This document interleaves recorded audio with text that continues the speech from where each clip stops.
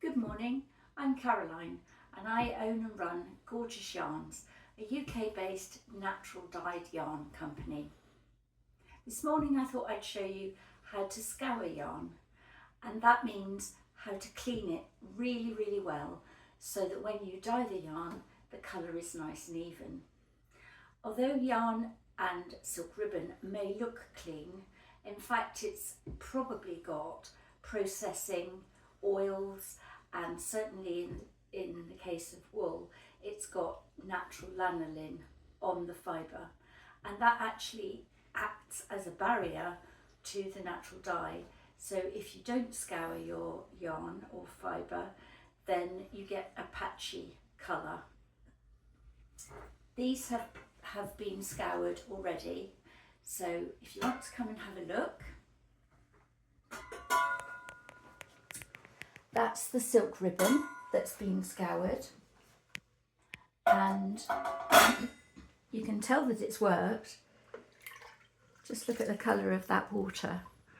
That's actually the dirt that's come off the silk ribbon. And this is the yarn that's been scoured. Again, that is dirt and lanolin and processing oils that have come off the yarn. So, how do I scour the yarn? The first thing I've done is soaked the yarn in water, and then I'm going to put it in a pan with some soda crystals. They're also known as washing soda. They're quite a strong alkali, and it just helps break down any fats and oil that are in the fibre. So I just add about a tablespoon to some water, and then I add some of this marvellous stuff. This is Power Scour. I get this from Blotz, B-L-O-T-Z, and it does exactly what it says. It's a scouring detergent. You don't need very much because it's quite strong, so I just put a squirt like that, and then I'll lift the skeins of yarn individually.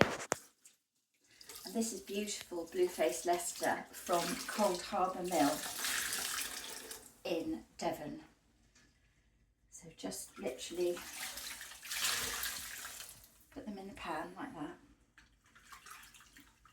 Cold Harbour Mill is a lovely place to visit if you're in the UK and you're in the southwest of the country.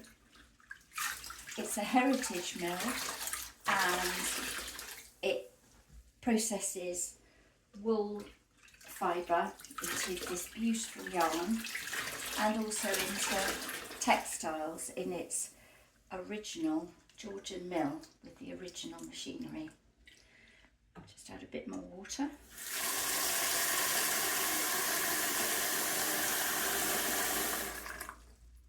Like that. And then put it on the heat for about an hour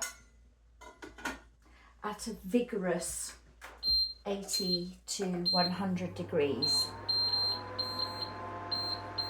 There we are. Provided you don't mix your temperatures, so you don't put warm or hot water wool into cold, or cold straight into very hot. The wool will be fine, it won't felt, but don't mix the temperatures. So I've soaked it in warm water, I've put it into warm water, and now I'm heating it up to 80 to 100 degrees C. And after about an hour, it'll be like this, and it'll be clean and ready to dry before use, or ready to be rinsed and straight to be mordant. Thanks for watching.